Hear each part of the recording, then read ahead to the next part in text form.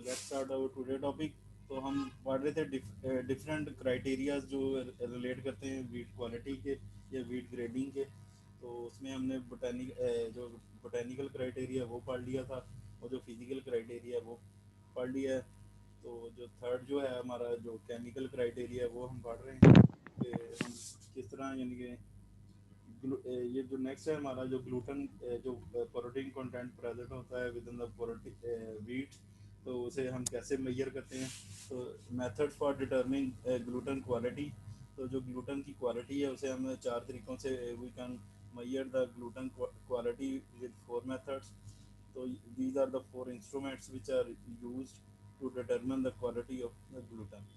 तो इसमें जो नंबर वन है वो है मिक्सोग्राफ, नंबर टू है फ्रीनोग्राफ, नंबर टू है farinograph, number three extensograph and number four alveograph. तो ये चार तरह के जो हैं,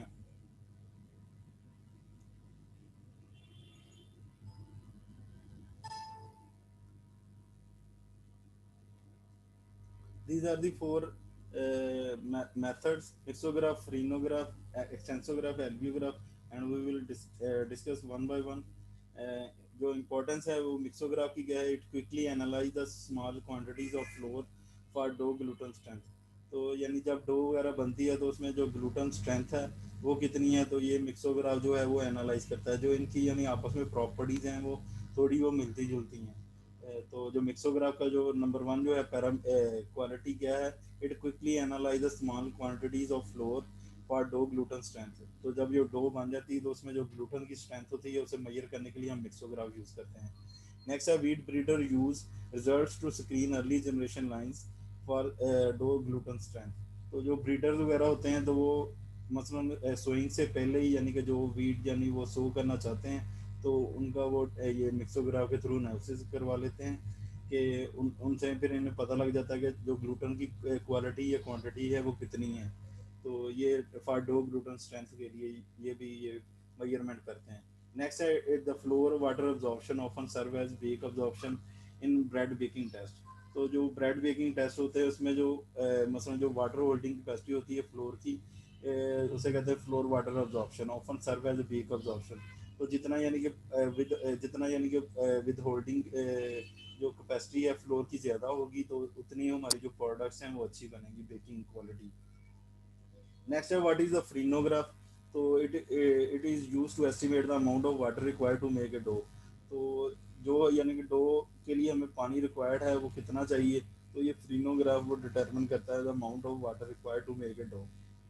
it also evaluate the effects of ingredients on mixing property. तो डिफरेंट यानी कि जो मिक्सिंग प्रॉपर्टीज हैं मसलन जो डिफरेंट इंग्रेडिएंट जो हैं हम मिक्स करते हैं फॉर मेकिंग ए डो।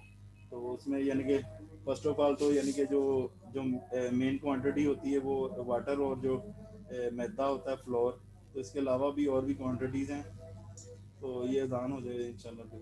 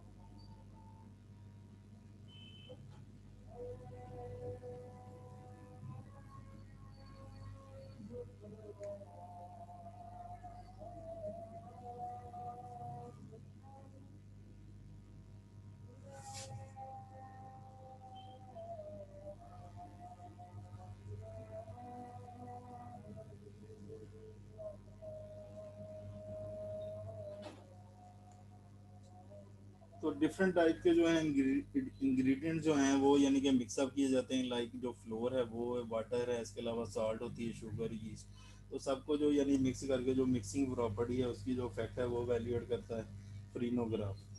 तो इसके अलावा जो है to evaluate flour blending requirements and check flour uniformly. तो यानी डिफरेंट टाइप्स के जो पार्टिकल्स होते हैं, मसलन शुगर का जो है वो यानी कि अलग है, यानी कि साइज या ग्रेन्स क्रिस्टल। तो जो पार्टिकल्स होते हैं फ्लोर के वो डिफरेंट हो सकते हैं। तो जो प्रोडक्ट है वो यूनिफॉर्म, कंसिस्टेंट, होमोजीनियस होनी चाहिए। तो उसकी जो ब्लेंडिंग रिक्वायरमेंट्स है या टू प्रोडिक्ट प्रोसेसिंग इफेक्ट्स। तो यानी डिफरेंट टाइप की जो प्रोसेसिंग है, मसलन जो प्रूफिंग वगैरह करते हैं डो की या इस तरह, और यानी दो दो किस्म की प्रूफिंग होती है फॉर मेकिंग पिज़्ज़ा, तो या मेकिंग ब्रेड डो। तो इस तरह उसकी जो प्रोसेसिंग रिक्वायरमेंट्स है या जो बेकिंग के दौरान जो उसमें रिक्वायरमेंट चाहिए कि इतना टेम्परेचर मेंटेन होना चाहिए, इतने देर के लिए हमने रखना है to for making the specific product. तो predict the processing facts including mixing requirements of dough. तो मिक्सिंग रिक्वायरमेंट्स ऑफ डो या डो मिक्सिंग में यानी ये चीज़ें आ जाती हैं। For example incorporation of air भी हो रही होती है ड्यूरिंग मिक्सिंग। तो इसके अलावा हाइड्रेट ड्राई इंग्रेडिएंट्स, डिफरेंट जो ड्राई इंग्रेडिएंट्स हैं, मसलन फैट वगैरह उसमें डालते हैं या ऑयल वगैरह शॉर्टनिंग वगैरह डालते हैं या वाटर डालते हैं, तो उससे जो ड्राई इंग्रेडिएंट होते हैं वो हाइड्रेट हो जाते हैं। इसके अलावा homogenize the dough by evenly distributing all of the. तो होमोजीनियस यानी कि प्रोडक्ट कंसिस्टेंट होनी चाहिए। तो नीडिंग ऑफ डो, तो यानी उसी को गूंदते हैं, नीडिंग करते हैं उसकी। नेक्स्ट है development tolerance to over mixing and dough consistency. तो ये वही बातें हैं। Predict finish product texture characteristic. तो जो यानी कि प्रोडक्ट जो हमारी बनेगी उसका टेक्सचर कैसा होगा, वो आइदर के सॉफ्ट होगा, हार्ड होगा, उसकी कलर कैसा होगा। तो ये सारी चीज़ें जो है ये प्रिडिक्ट करता है। Predict finish product texture characteristics, and for example strong dough mixing properties are related to firm product texture। तो यानी कि जो अगर डो यानी स्ट्रॉन्ग होगी, यानी उसकी जो मिक्सिंग प्रॉपर्टीज हैं वो अच्छी होंगी, तो इससे ये होगा जो हमारी प्रोडक्ट का टेक्सचर है वो अच्छा होगा, गुड लुकिंग होगा। नेक्स्ट है एक्सटेंसोग्राफ। तो the extensograph it is useful in determining the gluten strength and bread making characteristics of flour. तो जो एक्सटेंसोग्राफ है वो ग्लूटेन स्ट्रेंथ के बारे में डिटरमिन करता है कि आइदर उसकी क्वालिटी या क्वांटिटी कैसी है। तो यानी इसमें बेसिकली यानी ये जो डिफरेंट है एक्सटेंसोग्राफ, एल्वियोग्राफ या जो ये हैं फ्रीनोग्राफ वगैरह, तो इसमें यानी कि यानी कि एक ग्राफ सा बनता है। तो उस ग्राफ में अराइवल टाइम, पीक टाइम, इस तरह यानी डिफरेंट वैल्यूज होती हैं। तो फिर वो शो करती हैं कि कितना इसने टाइम लिया, अराइवल पीक टाइम, यानी वो जो हम फ्लोर का एनालिसिस कर रहे होते हैं तो उसमें वो ये peak value, arrival value, time, ये इस तरह चीज़ें हैं, वो सारी चीज़ें मैयर करता है। It is useful in determine the gluten strength and bread making characteristics of flour. तो जो फ्लोर की ब्रेड मेकिंग कैरेक्टरिस्टिक्स हैं उसके बारे में ये प्रिडिक्ट करता है। The effect of fermentation time. तो यीस्ट यूज़ करते हैं तो फर्मेंटेड प्रोडक्ट होती हैं, तो फर्मेंटेड प्रोडक्ट होती हैं तो कार्बन डाइऑक्साइड और अल्कोहल वगैरह प्रोड्यूस होती है ड्यूरिंग द प्रूफिंग। तो उसमें ये होता है कि जो ब्रेड होती है, ग्लूटेन, एक तो ग्लूटेन डेवलप, यानी ग्लूटेन ऐसा नहीं, मसलन उसमें प्रोटीन मौजूद है तो ग्लूटेन बन गया, यानी प्रोटीन ग्लूटेन का नेटवर्क बनता है। जब यानी नीटिंग वगैरह करते हैं तो फिर यानी वो पता चलता है कि ग्लूटेन की स्ट्रेंथ कितनी है। तो ये इफेक्ट ऑफ फर्मेंटेशन टाइम, तो फर्मेंटेशन टाइम यानी कितना उसे रिक्वायर्ड है। तो इसके अलावा जो एंड द एडिटिव, जो एडिटिव वगैरह, जो मतलब साल्ट भी एडिटिव है, शुगर भी एडिटिव है। तो इसके अलावा और ये ऑयल एंड फैट, ये भी एडिटिव है। तो जो भी यानी कि किसी स्पेसिफिक पर्पस के लिए यानी यूज़ की जाए, फॉर एग्जांपल जो ये है यीस्ट, इसकी जो खुराक होती है वो शुगर होती है। तो वो शुगर की बेस पे यानी फिर वो अपना काम फर्मेंटेशन शुरू करते हैं। नेक्स्ट है alveograph. It determine what particular flour is useful for making a product. तो जो भी पर्टिकुलर फ्लोर हम यूज़ कर रहे हैं तो वो किस प्रोडक्ट के लिए यूज़ है। मसलन कि अगर फ्लोर हमारा वीक है, उसमें ग्लूटेन स्ट्रेंथ कम है, तो उसे हम यानी कि ब्रेड के लिए यूज़ नहीं करेंगे। तो जो ब्रेड के लिए यूज़ करेंगे उसमें जो वीट की जो प्रोटीन की क्वालिटी और क्वांटिटी दोनों ही अच्छी होनी चाहिए। Weak gluten flour with low P value, strength of gluten and long LV value extensibility is preferred for cakes and other confectionery products।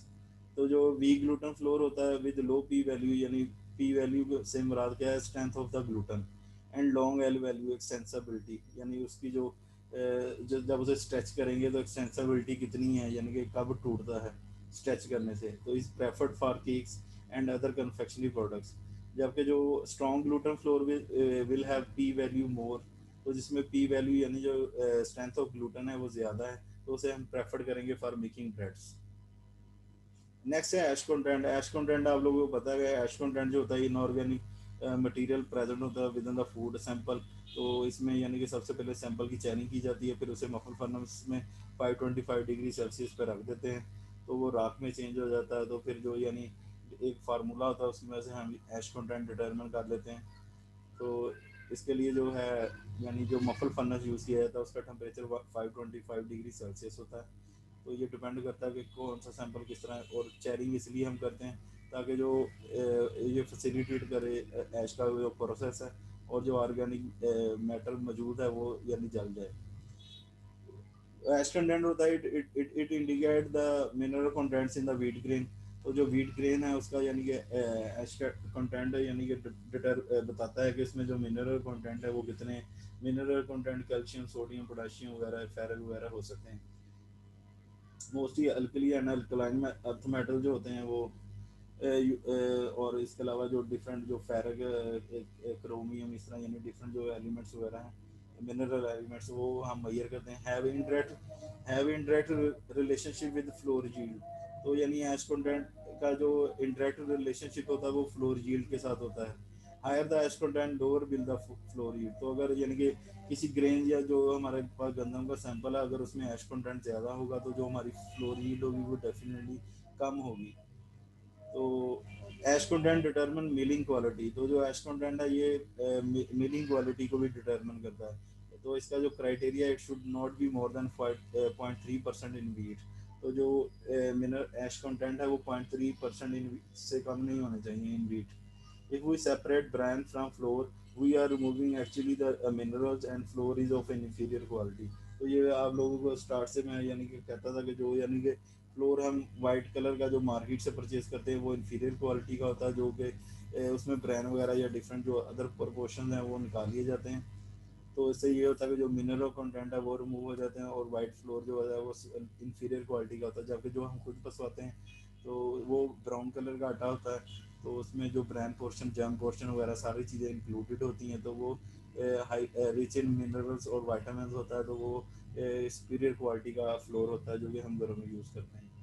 Higher bran flour result in lower loaf volume. तो अगर यानी कि brand तो यानी कि जो मैदा है वो इसलिए यूज़ करते हैं वाइट के, क्यों ये लूप वॉल्यूम पे वो इफेक्ट होता है। मसलन हायर ब्रांड यानी अगर हम वो ब्राउन आटा यूज़ करेंगे फॉर मेकिंग ब्रेड या अदर थिंग्स, तो जो लूप वॉल्यूम है वो कम हो जाएगा। Higher bran in flour results in lower loaf volume. तो इसलिए वो वाइट कलर का जो जो मैदा होता है वो यूज़ करते हैं for making bread and other bake products.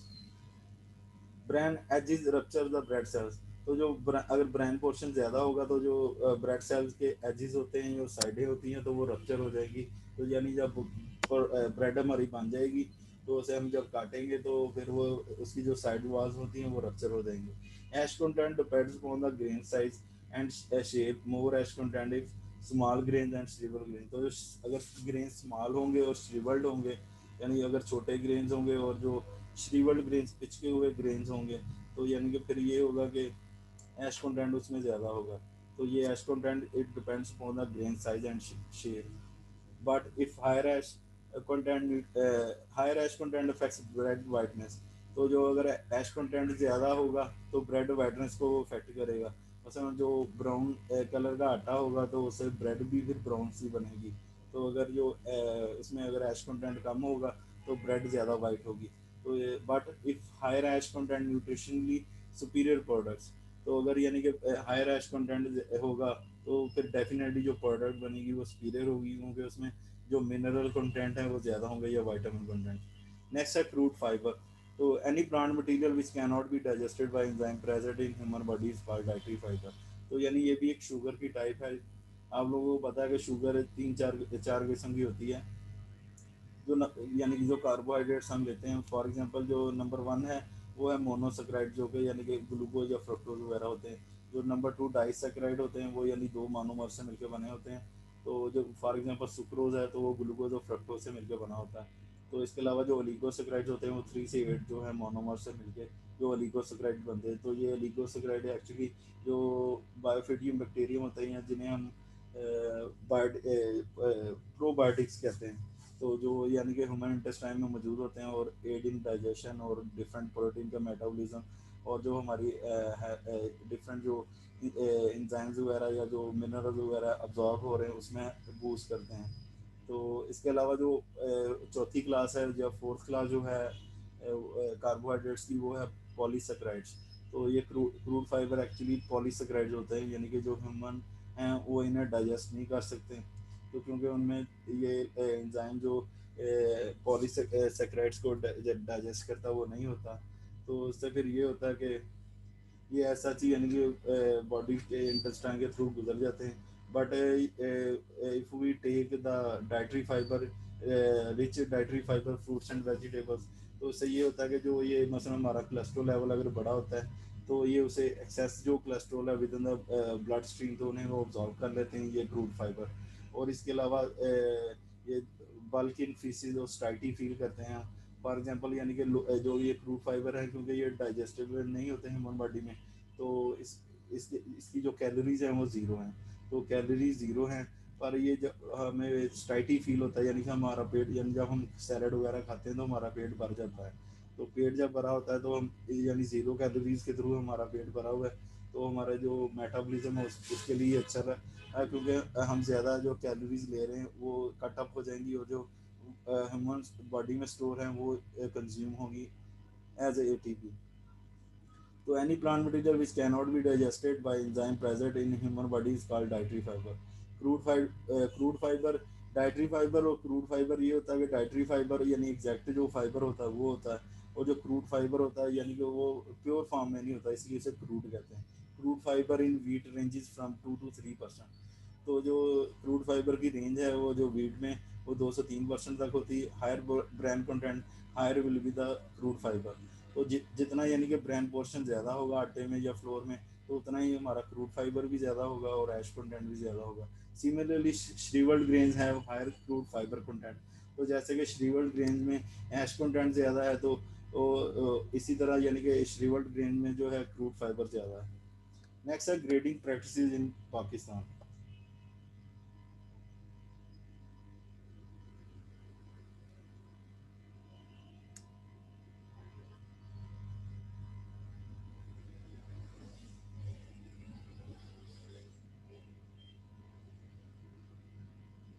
श्रीवल्ड यानी आप लोगों को पता ना, यानी मैंने बोला यानी कि पिचका होता है, सुकड़ा होता है या खुश्क होता है, यानी ये सारी तीनों सिनोनिम्स हैं, इंटर रिलेट करते हैं तीनों ये जो है। तो जो ग्रेडिंग प्रैक्टिसेस इन पाकिस्तान है उसमें क्या चीज़ें हैं, FAQ सिस्टम ऑफ ग्रेडिंग। तो ये FAQ सिस्टम ऑफ ग्रेडिंग है जो यानी कि प्रैक्टिस किया जाता है इन पाकिस्तान में। Sorry, it stand for fair average quality. तो FAQ का क्या मतलब है, fair average quality system of grading. तो the samples are collected from districts. तो यानी कि डिफरेंट डिस्ट्रिक्ट्स होते हैं, फॉर एग्जांपल जो पंजाब में भी मोर देन कोई 35 या 40 डिस्ट्रिक्ट्स हैं। तो इस तरह यानी हर जो एरिया है उसका यानी कि स्पेसिफिक एरिया डिस्ट्रिक्ट होते हैं। तो मसलन पहले तो यानी डिफरेंट सिटीज़ को अकोमोडेट करके डिस्ट्रिक्ट बने होते हैं, अब यानी कि मुख्तलिफ सिटीज़ को डिस्ट्रिक्ट यानी का दर्जा दिया हुआ है, तो फैसलाबाद एक अलग डिस्ट्रिक्ट है। Samples are collected from district. A committee do grading of sample as grade A B C। तो एक कमेटी यानी बन जाती है तो वो फिर ग्रेडिंग करती है सैंपल्स की। कैसे ग्रेडिंग करती है, फॉर एग्जांपल जो अच्छे कर्नल्स है या ग्रेन्स हैं उसमें प्योरिटीज वगैरह कम है तो वो A है। इसी तरह यानी पिछके हुए ग्रेन्स वगैरह कम है तो वो A है। तो यानी इस तरह डिफरेंट कैटेगरीज बनाते हैं A B C। Prices is given on the basis of these grades. तो इन इन ग्रेड्स पे की बेसिस पे यानी वो प्राइस फिक्स करते हैं। जो A ग्रेड क्वालिटी कोई प्रोडक्ट होगी उसकी प्राइस डेफिनेटली ज़्यादा होगी, जो B होगी उससे कम होगी, C उससे कम होगी। इसमें इम्प्योरिटीज़ भी आ जाती है, मसलन सीड्स वगैरह, बीड्स वगैरह, डस्ट ब्रेड वगैरह। तो यानी उसकी बेस पे ये सारी अकोमोडेट करके फिर उसे यानी दर्जा देते हैं या उसकी ग्रेडिंग करते हैं A B और C। नेक्स्ट है system is not valid in present day. तो ये सिस्टम जो है इतना यानी कि खतर का अच्छा नहीं है क्योंकि हर जगह से डिफरेंट टाइप के यानी डिस्ट्रिक्ट में मसलन इन्होंने 3 सैंपल मंगवा लिए, 6 सैंपल मंगवा लिए। अब हर एरिया में यानी कि एक डिस्ट्रिक्ट में इतनी जगह पे यानी कि सेल पॉइंट है, बाइंग पॉइंट है, तो या इतनी जगह पे प्रोड्यूस हो रही है। मसलन जो विलेजेस हैं या जो रूरल एरियाज़ हैं, तो वहाँ गंदम यानी डिफरेंट एरियाज़ में डिफरेंट यानी उनकी जो म्यार है, तो इसकी बेस पे हम ये नहीं कह सकते कि फैसलाबाद की ए ग्रेड है और बाकी बी ग्रेड है।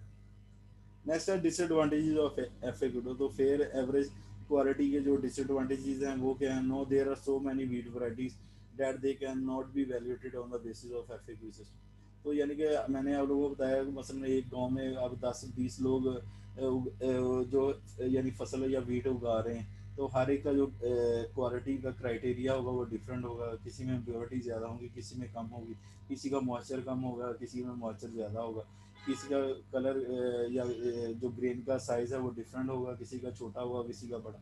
तो इस तरह यानी कि different parameter, shrivelled kernel, broken kernel, damage kernels और इम्प्योरिटीज, डस्ट, डर्ट वगैरह भी हो सकते हैं। तो हर एक का जो है स्टैंडर्ड डिफरेंट है। तो इसलिए ये डिसएडवांटेजेस है एफएक्यू का कि हम सारे जो सैंपल्स हैं उनकी वैल्यूएशन नहीं कर सकते। तो फिर यानी कि इस तरह सारे सैंपल की वैल्यूएशन, अब हज़ारों सैंपल एक डिस्ट्रिक्ट में निकल आएंगे, तो फिर हम ये नॉमिनेट तो नहीं ना कर सकते कि फैसलाबाद की जो क्वालिटी ए ग्रेड है। नेक्स्ट है earlier chapati was the only product made from wheat. तो यानी कि जब वो उसकी वैल्यूएशन वगैरह करते थे तो सिर्फ चपाती बना के देख लेते थे कि वो चपाती कैसी है, सॉफ्ट है, नरम, सॉफ्ट है, हार्ड है, कलर उसका कैसा है, तो टेस्ट उसका कैसा है। तो इस तरह यानी earlier chapati was the only product made from wheat. तो यानी जो सैंपल लेते थे उसकी चपाती बना के देख लेते थे, उस बेस पे वो डिसाइड कर लेते। But no there is a variety of products made from it. तो अब यानी कि अब जो है यानी कि वो डिफरेंट प्रोडक्ट्स बन रही हैं।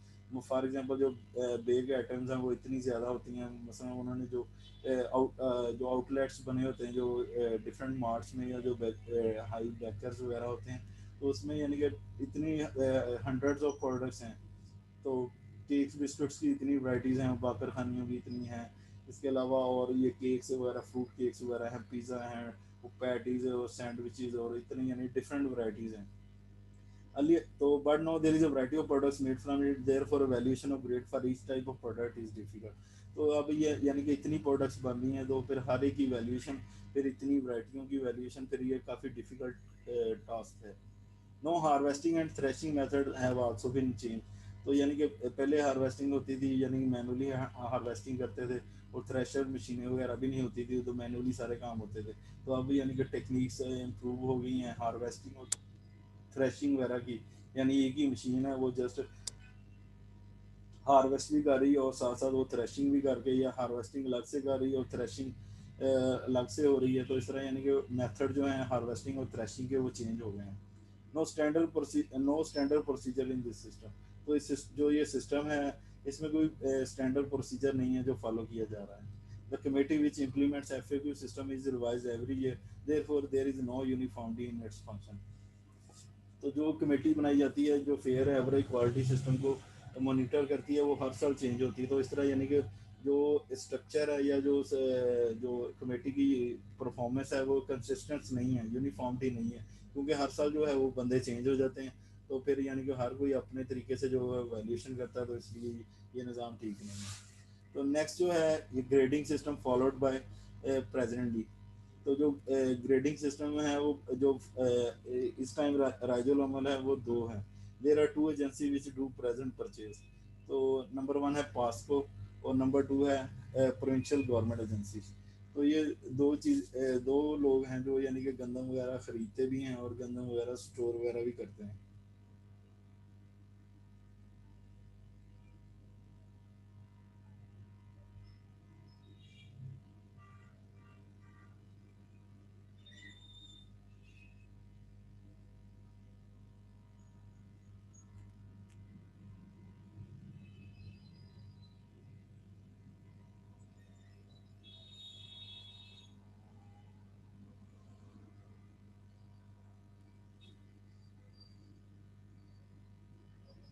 तो जो पास्को है इसका जो मुखफ़फ़ है, यानी इसे क्यों यानी कि इधर PASSCO पास्को होता है, तो यहाँ जो स्पेलिंग है वो गलत लिखे हुए हैं, पास्को। तो इसका जो है मुखफ़्फ़ वो ये है, Pakistan agricultural storage and services corporation. तो ये इसका मुखफ़फ़ है। तो इसको यानी कि जो डिफरेंट जो क्राइटेरियाज हैं, Pakistan agriculture services, Pakistan agriculture storage and services corporation, जो इसका ये मुखफ़फ़ है। तो इसके अलावा जो डिफरेंट प्रोविंशियल गवर्नमेंट एजेंसीज वगैरह हैं वो यानी इनको डील कर रही हैं फॉर ग्रेडिंग सिस्टम।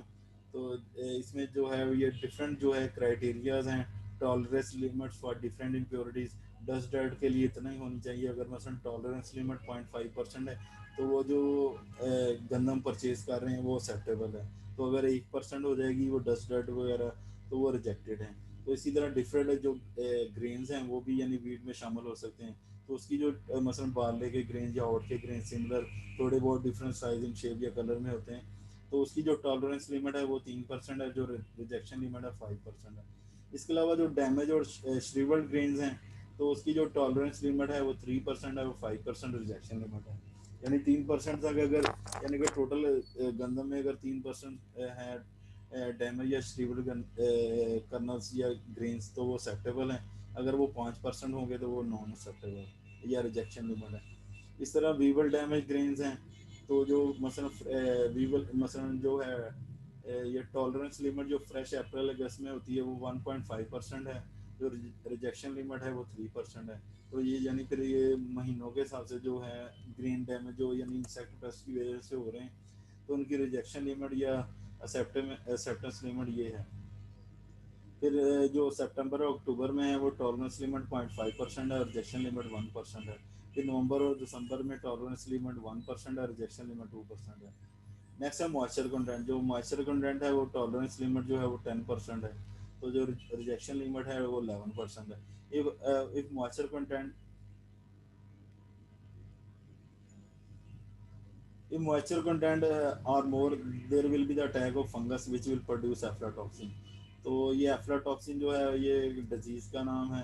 तो ये अगर मॉइस्चर कंटेंट ज़्यादा होगा तो फंगस ग्रोथ करेगी, जब फंगस ग्रोथ होगी तो एफ्लाटॉक्सिन वो प्रोड्यूस करेंगे।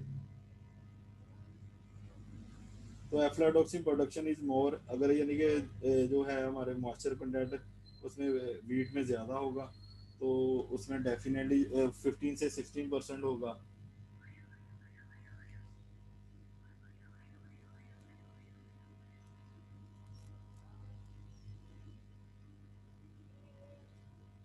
तो जो black spots on wheat grain indicates the fungal attack. तो यानी हमें कैसे पता लगेगा यहाँ जो ग्रेन है इस पे यानी फंगस अटैक हो गया या इस पे फंगस ग्रो कर रही है, तो वो ब्लैक स्पॉट से बन जाएंगे गंदम पे, तो उसे हमें पता लगेगा कि ये एफ्लाटॉक्सिन का इस पे अटैक हो गया।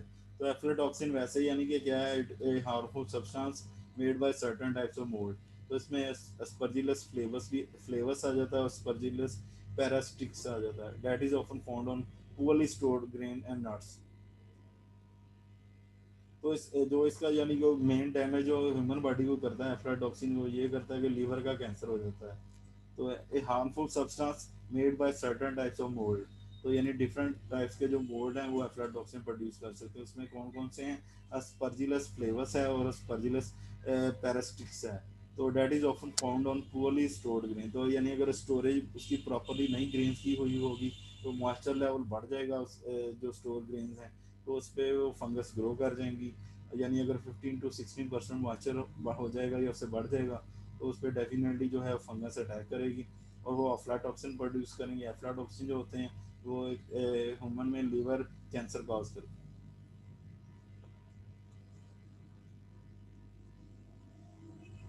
तो नेक्स्ट है ये grading of wheat on the basis of grading of wheat on the basis of moisture content. Number 1 grade के लिए है जो है अप टू 9% है, नंबर 2 ग्रेड के लिए 9 to 10% है, नंबर 3 के लिए 10 to 12% है। जो टेस्ट वेट है वो जो नंबर 1 के लिए वो 76 किलोग्राम पर हेक्टेल है, या इसे यानी दूसरा जो पाउंड्स पर बुशल उसमें भी आ सकता है, लेकिन ये जो ग्रेडिंग है इसमें किलोग्राम पर हेक्टेल दिया हुआ है, तो इसलिए 76 kg पर हेक्टेयर। नंबर 2 जो है 74 to 76 per hectare kilogram per hectare, और नंबर 3 जो है 72 to 74 किलोग्राम पर हेक्टेयर। इसी तरह फॉरेन मैटर जो है नंबर 1 में 0.5% है। फॉरेन मैटर यानी कि जो भी यानी डिफरेंट टाइप्स की इम्प्योरिटीज़, डस्ट डर्ट सीड्स वगैरह या जो मट्टी वगैरह या इस तरह के और डिफरेंट जो कंटेमिनेशन काज करते हैं, या जो प्लास्टिक या जो है मसलन मेटल्स वगैरह की इम्प्योरिटीज़ शामिल हो जाती हैं, क्योंकि डिफरेंट टाइप्स की इम्प्योरिटीज़ मौजूद होती हैं। जब हम गंदम परचेज़ करते हैं तो फिर उससे हम मैनुअली यानी उसकी वाश जो है वो सफाई सुथराई की जाती है, ताकि जो डिफरेंट इम्प्योरिटीज़ हैं वो हम रिमूव कर सकें। तो नंबर 2 में 0.5% से लेके 1% है, नंबर 3 में 1 से 1.5% इसकी लिमिट है। नेक्स्ट है ब्रोकन एंड सीरियल ग्रेन्स, तो उसमें नंबर 1 में अप टू 2% है, नंबर 2 में 2 to 3% है, नंबर 3 में 3 to 5% है। अदर फ्रूट ग्रेन जो हैं उसमें नंबर 1.5 यानी कि जो डिफरेंट अदर ग्रेन, मसलन जो मैंने बात की थी ओट और बार्ले की, तो उसका जो है ग्रेन वो मिलता जुलता होता है, थोड़ा बहुत डिफरेंस होता है। तो उसमें यानी अदर जो ग्रेन्स हैं जो वीट में यानी कि शामिल होने की टॉलरेंस लिमिट है वो 1.5% है, 1.5 से 3% है, और नंबर 3 में 3 to 5% है। ये डिफरेंट ग्रेड्स बना देते हैं। नेक्स्ट है डैमेज ग्रेन, यानी डैमेज ग्रेन के अंदर कितने होने चाहिए, उसमें 0.5% तक अप टू 5.5% है, नंबर 1 में अप टू 1% है, नंबर 2 ग्रेड में, और नंबर 3 ग्रेड में अप टू 2% है। तो प्राइसेस ऑफ द ग्रेड्स हैं, grades number 1 gets full actual price, तो जितनी भी यानी कि प्राइस चल रही है पर 40 kg, तो उस हिसाब से वो नंबर 1 ग्रेड पर को उतनी प्राइस मिल जाएगी। तो नंबर 2 जो है वो 2% लेस दैन एक्चुअल प्राइस, तो जितनी यानी दो प्राइस चल रही है मसलन 2000 रुपये पर 40 kg, यानी कि आजकल जो प्राइस है गंदम की है, तो अगर उसमें से 2% जितना भी बनता है तो वो निकाल के तो एक्चुअल प्राइस बन जाएगी। तो जो ग्रेड नंबर 3 है, जो यानी कि सबसे लोअर क्वालिटी है, उसमें 5% less than the actual price. तो ये था इसका हमारा टॉपिक। किसी का भी क्वेश्चन है तो पूछ सकते।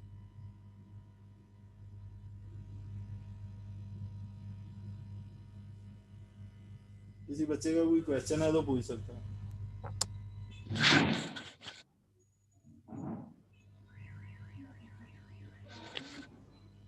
किसी का भी क्वेश्चन? No sir. अटेंडेंस होगी जी सर, अटेंडेंस ले लिए। 30 बच्चों की। जी सर। अल्लाह हाफिज। अल्लाह हाफिज़ सर।